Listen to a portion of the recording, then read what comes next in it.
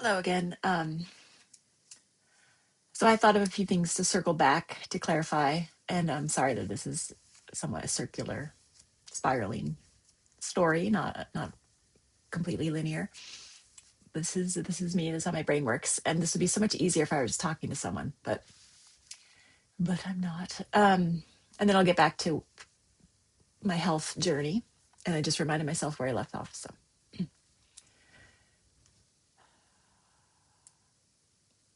okay, there are a couple things I thought of for circling back. Maybe this is well, whatever. Concerning my dad, just kind of how did this operate in normal life? You know, you might be wondering. So a couple examples I was thinking of was, my friend from up the road, who later I discovered was also an INFJ. So we really like just hit it off so well. He's very imaginative. We're very similar, obviously differences. She was even more imaginative than me, and she was the youngest of five kids. She was, I think, 12 years younger than the oldest one, 5 years younger than the one next in age. So, and she was a year younger than me, but in my grade. So she's great. So, like, for an example, she was at our house as much as humanly possible because I would ask her to come over almost every day. And so would she when she got home from school, like almost every day, unless she was playing with another friend from school. We would call each other. So, there was always the trepidation of asking my dad because I always had to ask him. Well, occasionally my mom would just say yes, I think, but if it had been, a time when my dad had been upset about me spending too much time with her because he didn't want us to be influenced by public school kids too much, or whatever the jealousy was raging up, then I'd have to ask him, and then I'd have to go in the shop, interrupt what he was doing, just kind of cowering there, and ask, "Can Mandy come over and play?" And gauging his mood also, like if he was clearly already in a bad mood, I don't think I would ask, but yeah, it was just hard. It just made it just hard. And usually I think he would say yes, but sometimes it was like, no, you're spending too much time with her. I need you to, why don't you play outside? I don't remember what he would say. So anyway, there was that. And then, but the point I was thinking I should share is like, well, what about when she was over? She acted like a talisman is what happened. So usually he'd be aware if she was over or not, and would come into the house in a nice mood. And maybe that's why I had to ask him on now thinking about it. There were a couple times when he didn't know she was there, but usually he knew. And he would come in kind of stomping and would see her and then brighten up and become the nice version of him. So that was nice when that happened. I do feel like there might have been one time where he still kept the kind of grumpiness, but it wasn't like extreme. Um, so yeah, that's that. I was also remembering learning to drive, which was just hard. Oh yeah, yeah. And that brings me to just how my dad would mock us in everyday life. You know, the wrench pliers thing that story I shared is similar to that with right and left.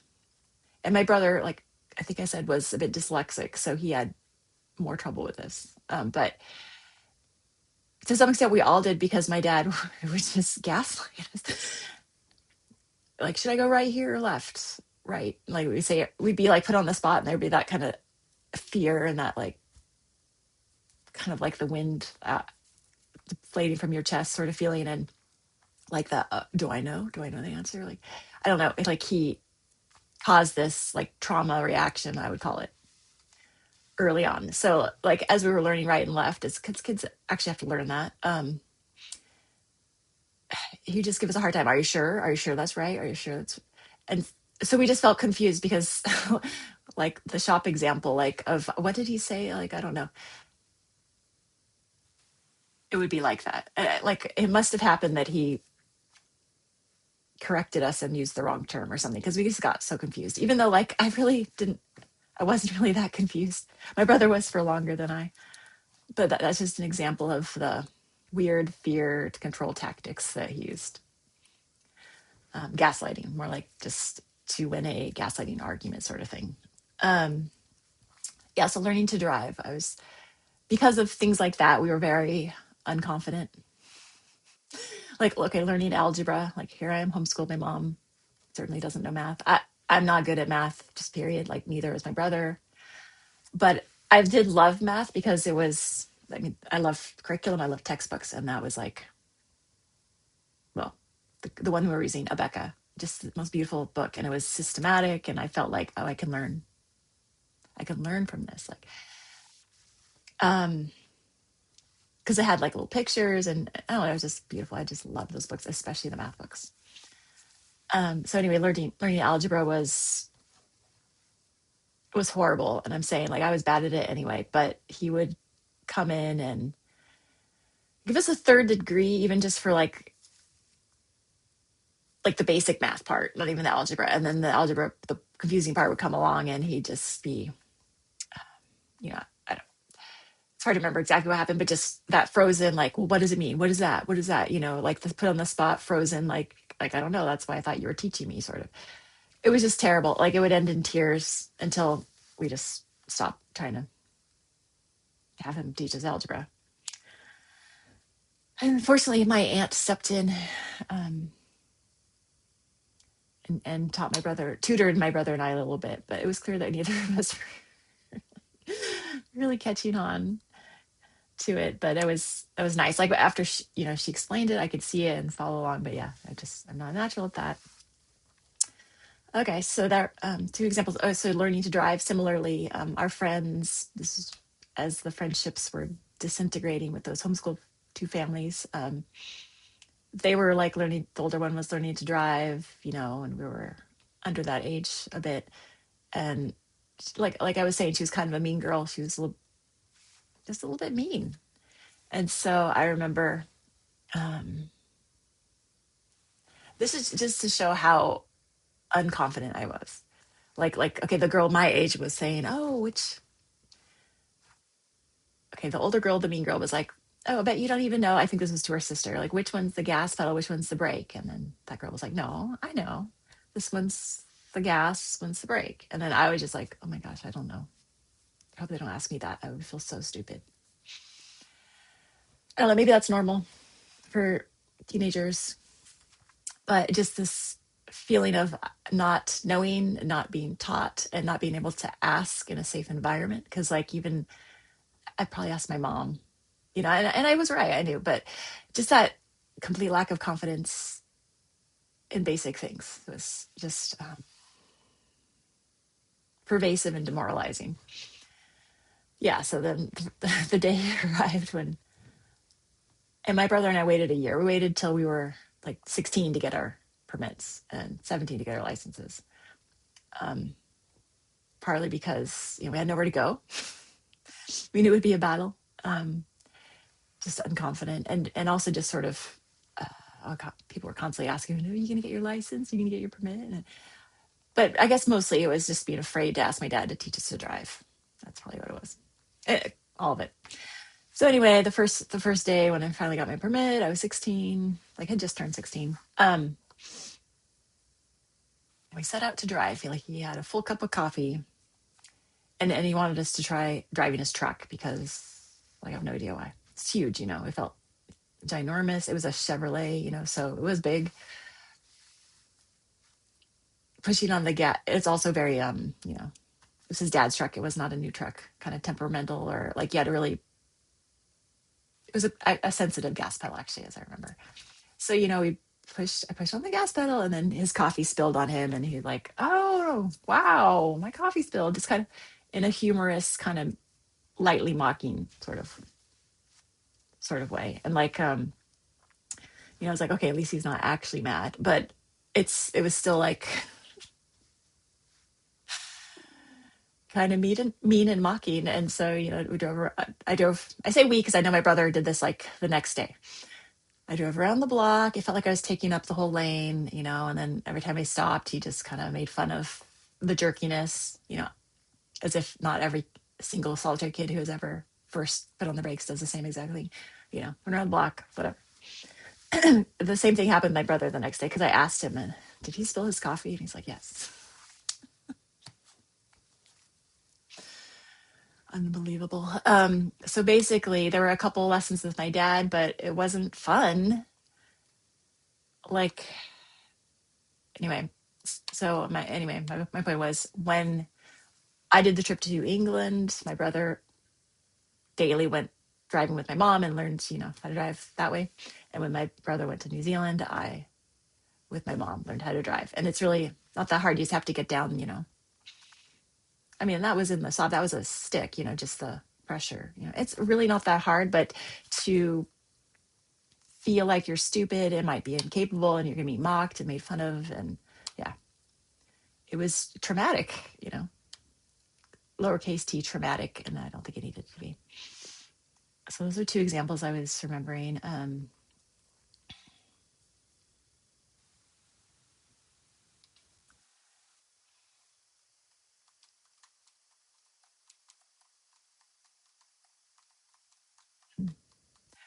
Another thing I was remembering was like, why is it that I feel like my dad's the cause of a lot of doubt about God? Like, obviously, there's the obvious connection a lot of people make of like, you view God as you view your father, yada, yada. Maybe that's part of it. But it was more than that. And the fact that I actually feel like my dad did a pretty good job explaining like free will and like who God was and that sort of thing when I was really young, like 3, 4. Um, but then he like proceeded to cast doubt and fear for just being like rebellious against God, basically. So that was confusing enough as it was. But I was also remembering, no, it's because he actively um, kind of mocked faith and tried to instill in us more of a Benjamin Franklin, you know, self autonomy, self directiveness. You got to make your own money. You got to provide for yourself. You got to work, work ethic, self sufficiency, I think what I was going for. And then I was remembering when that year I bought the car to drive to school, back to school, so I could student teach. I was struggling for money because I was getting paid $10 an hour and I only had so much money. College costs a lot. And I did get a little tiny scholarship at some point, but it was a couple $1,000. I just remember just that he mocked faith and seemed to be actively working against me. There's what? Okay, I'm just how to set up this little story. Some sort of offer thing that I applied for was I don't remember what it was. It was driving up to Portland to answer some questions, and you got paid like $100 or something. Like I have no idea what that was. But I remember I told him about it, which I don't know I would have done unless he somehow found out about it. And I just remember he was like, "Ha, like that's going to happen for you," laughing. And the phone rang. I answered it, and there was them saying, "Oh, you've been selected." So I just remember saying, "Oh, they said I've been selected." Just that. Oh, he was like actively trying to make me doubt God's provision, as if I didn't have enough fear and doubt just from growing up in that household. Anyway, so those are the examples I was remembering that I should probably share. Um, so yeah, the health journey, gaining weight, the feeling a lot better um, comparatively, but then the timing is a little hard to remember. I eventually found another kind of natural, uh, like she didn't go by natural path or natural functional medicine. It was something else. Doctor I transferred to her because I had to, my thyroid was always a little low, so I have to get thyroid and hormones. I have to have a prescription for that. Um, Other than that, though, she didn't really help me much. She's nice though. So that's not really the point. But what was I going to say? It was right. So my health journey,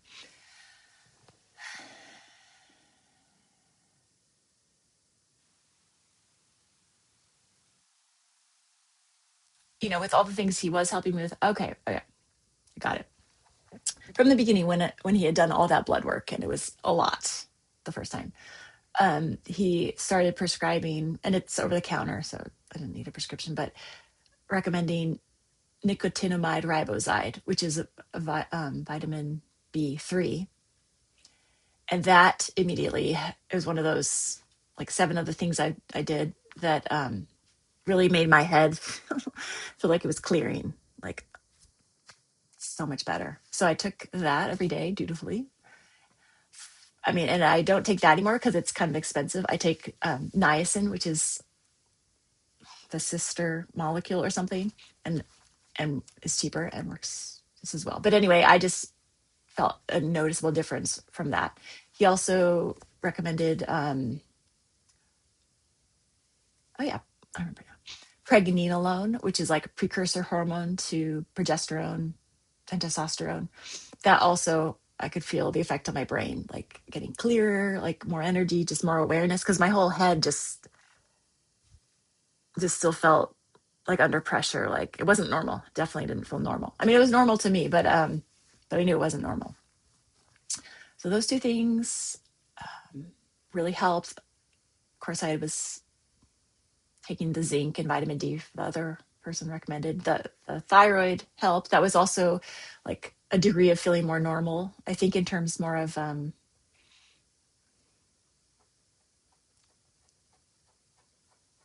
think just energy, possibly even sleeping a little better.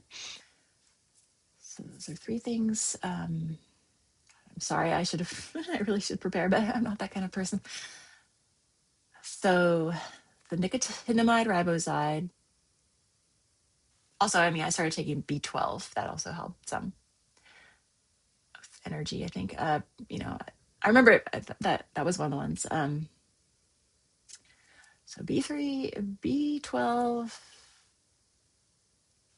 pregnenolone, and nicotinamide riboside, and the thyroid. So that's 5 of the things.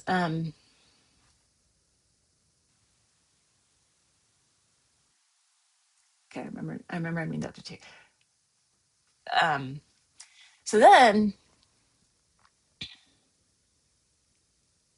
okay. So anyway, it was nearing my 40th birthday, and I was, feeling a bit better. I was hoping I was like better. I wasn't sure if have I crossed the line? Like, am I better? Like, I don't know, but I'm definitely mostly better. I know that. So, my husband threw me a little party, and that was cool because I didn't get to celebrate my 30th birthday.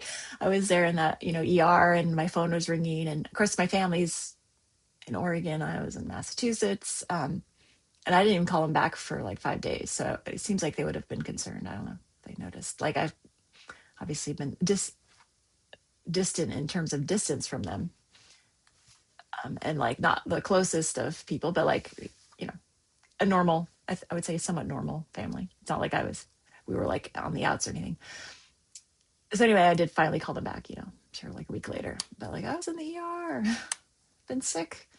So anyway, I didn't have a 30th birthday. I had a 40th. That was great. A month later in November was another breakthrough health moment. And that was just one day I woke up, was getting my breakfast. I am just a bit slow in the mornings, just normally. But, during this time, way more than, way more than normal. Like just slow motion, like, what am I doing? Like collecting your thoughts, like, what am I doing? Everything also was heavier than uh, expected because I was weaker than expected. That's the point. So like whenever I pick up a pot, have to brace myself. This is going to be twice as heavy as you think. I'd often drop things because you still have that muscle memory of the heaviness of things, and but your body, it's totally different. So anyway, this day in November, I was making my scrambled eggs, and I just realized, oh my gosh, my head feels different. It feels light. It feels like a helium balloon. Like literally feels like it would float off my head if it wasn't connected to my neck. It's like, wow, this is completely different. And I realized how heavy my head had felt all those years. A progression of, I don't know when it reached its zenith, but like I would say almost 10 years it felt. To be honest, maybe more than 10, because that headache came on the year. Okay, this is like, yeah, 10 years, because yeah, 2009. This is 2019, because this is when I was turning 40, but like a month later. So anyway, that was amazing. And what caused that, combination of whatever I was taking, I don't know. But it was just definitely a day that my head felt different. And it felt weird for 8 days. It would take me 8 days for that to feel normal again. Those 8 days, I was like, wow, my head feels like a helium balloon. It's so weird. So that was wonderful. Um, so I do think, did I have that doctor or the other one? I don't remember. But neither of them helped me with this. So I started researching more, and that February, so 3 months after this second miraculous healing, partial healing, I was reading this. I found this book called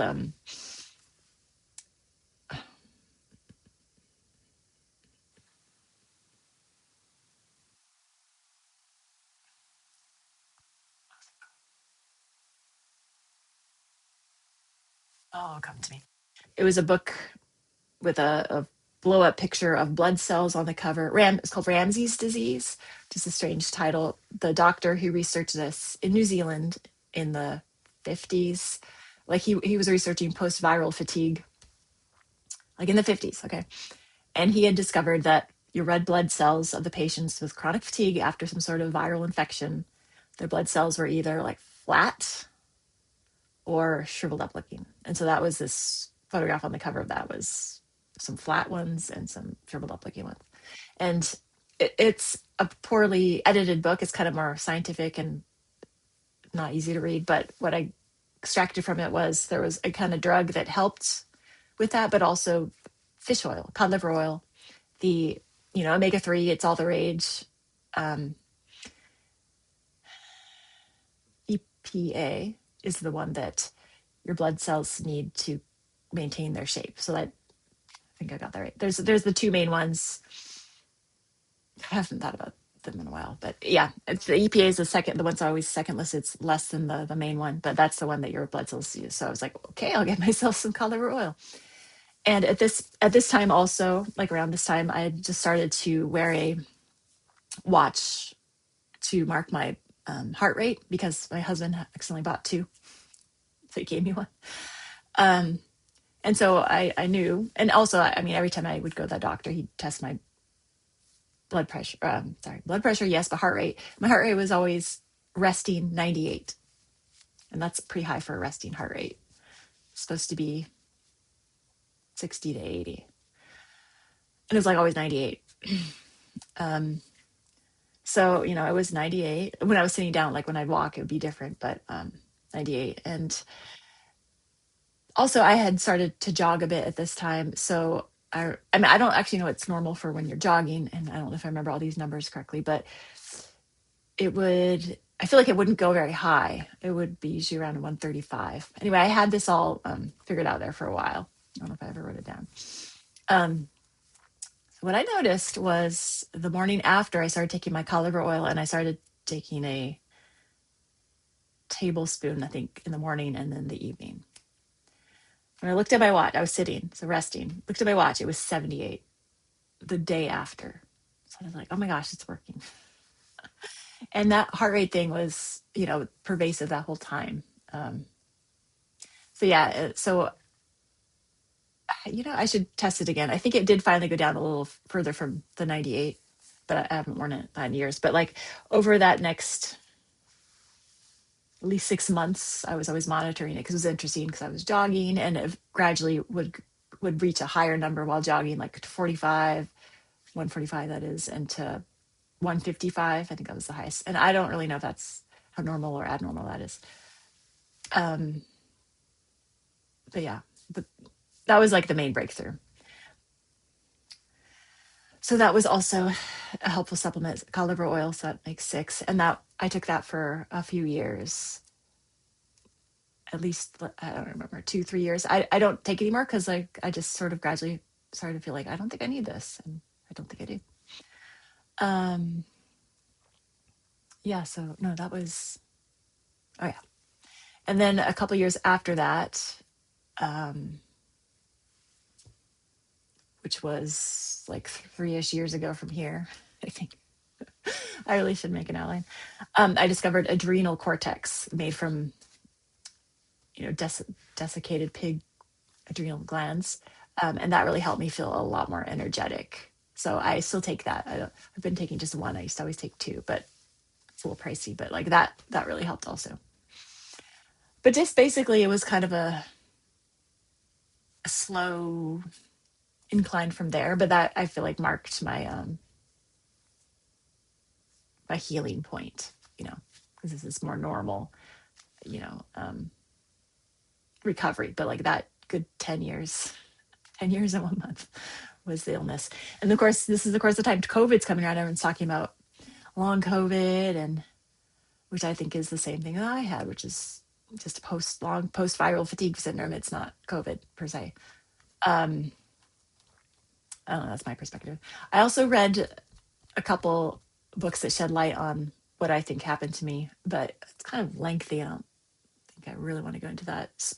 I'll briefly say what they were. One was called Osler's Web, and it was really big tome, like 500 pages, I think, written by a journalist in the 80s who came down with some sort of chronic fatigue syndrome. And she was talking about how 2 years after the AIDS epidemic, there was this other epidemic that wasn't publicized much, which nobody died from, but it was similar in the fatigue state as AIDS. And like they would do MRIs of people's brains, and it was very similar cottage cheese. Oh, no, that's not right. Like holes, plaques on the brain. She said holes, but plaques, whatever that means.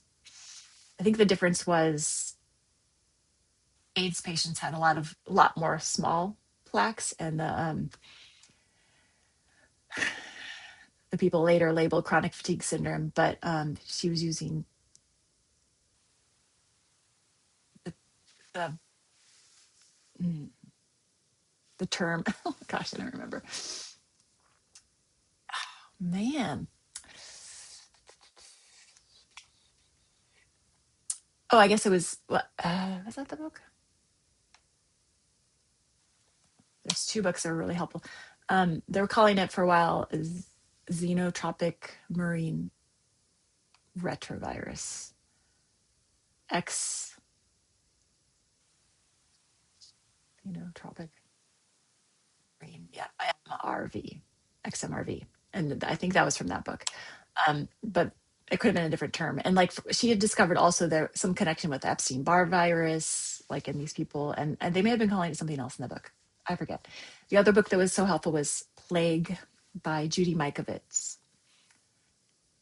And she's probably the one that was calling it the XMRV because they did locate a retrovirus that came from mice, and we're using vaccine making processes because they create a vaccine, put it through a bunch of mice. The fear of making vaccines always was, what if it picks up a retrovirus from the animal in question? And that's what it seemed to do for this. And AIDS also they found out was a retrovirus from a monkey, the monkey that they would use to pass vaccine through. So it was a very similar story to the AIDS virus, a different virus, but similar story. So yeah, it was all very enlightening for me. Um, so while recovering after COVID, I was also like a little worried about getting COVID because but not deep down. I was like, I don't think I get sick, but like this does sound similar to what I just kind of recovered from. Um, I definitely did not get the vaccine. I've not been a believer in vaccines for a while, especially after reading those books. But I did get it, like not at the initial stages, and it was not much of a big deal for me. I was sick for kind of like a hard flu for like 5 days, and then it took a while for all the phlegm. I tend to be phlegmy, that's bronchial sort of person. So that took a while to clear up, but yeah, that was it for COVID for me. But I do think that COVID sets off this, post-viral string of events, just like that head flu did for me. That's my theory. Um,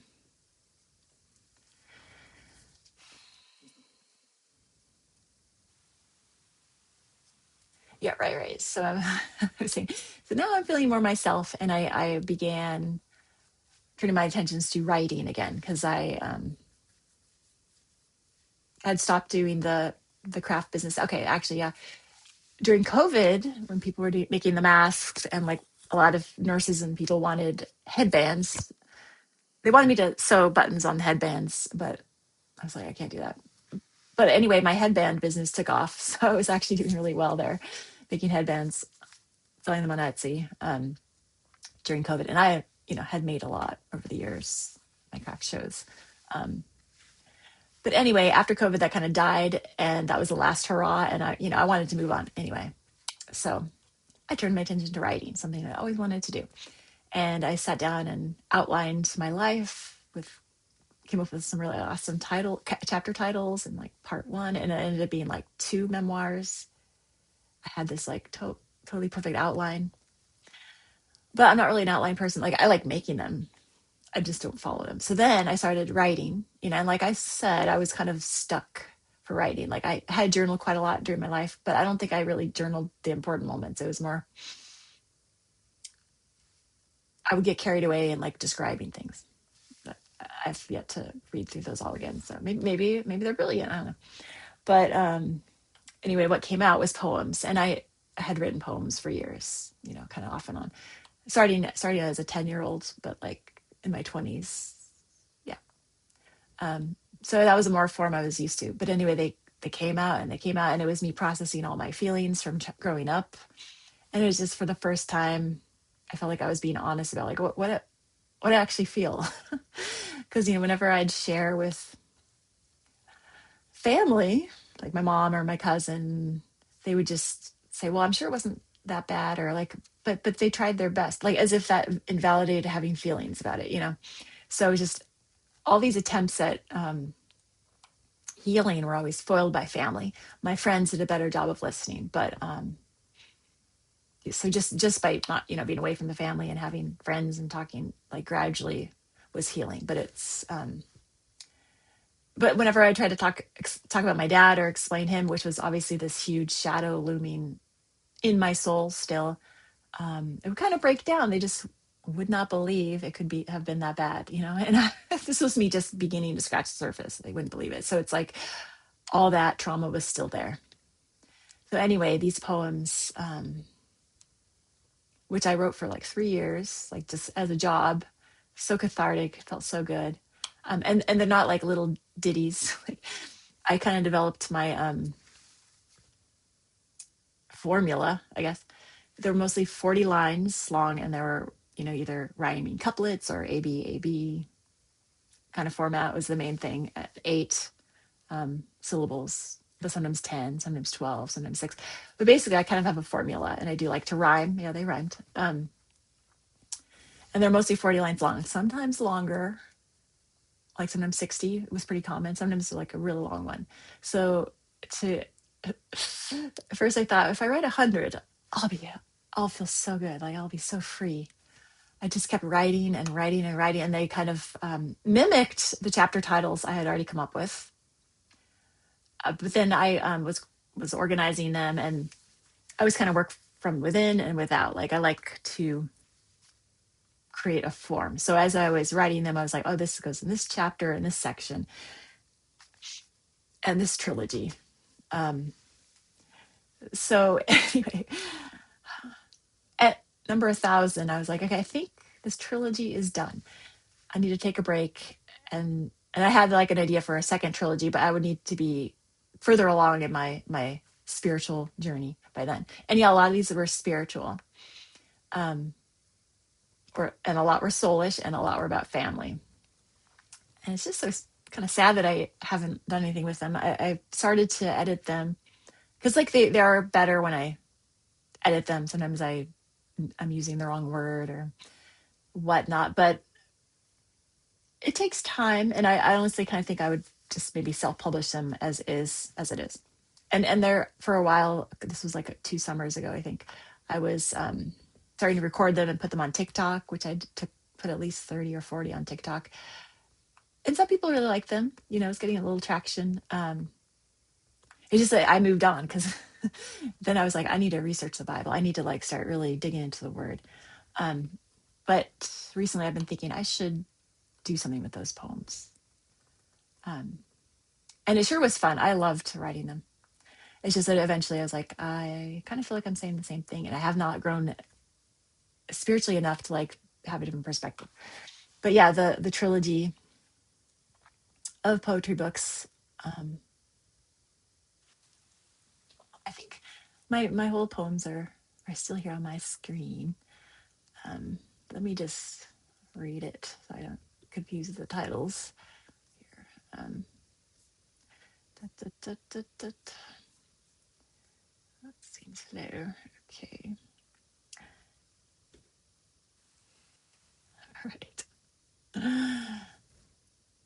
So the title of the trilogy is Poems by a Soul of Sensibility, a trilogy of poetry. Book 1 is called As I Dreamed Up a Truer Home. Book 2 is called But I Had My Own Soul to Find. And book 3 is called My Spirit Learning How to Fight. That's right. Such good titles. Those are so good. Okay. So yeah, I